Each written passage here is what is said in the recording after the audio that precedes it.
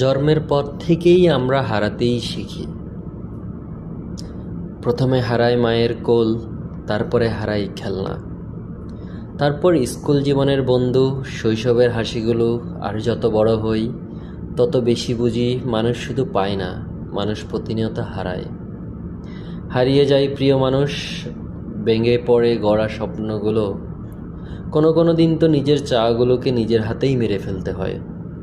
এভাবেই একটু একটু করে আমরা নিজেকে হারিয়ে ফেলি, কখনো সমাজের চাপে, কখনো পারিবারিক চাহিদায়, আবার কখনো প্রিয় কারো ভালোবাসার অভাবে। এই জীবনটা অনেকটা ট্রেনের মতো, সব স্টেশনে কেউ না কেউ নেমেই যায়, আর আমরাও শিখে ফেলি হারিয়ে ফেলার মাঝেই বেঁচে থাকা, হারিয়ে ফেলার মাঝেই বেঁচে থাকাটা খুঁজে নিতে। তবু সব কিছুর পরে একটা প্রশ্ন থেকে যায় শেষ পর্যন্ত, নিজেকে কতটুকু রাখবো ঠিক, আর কতটুকুই বা থাকবে হারাতে হারাতে। ধন্যবাদ সবাইকে।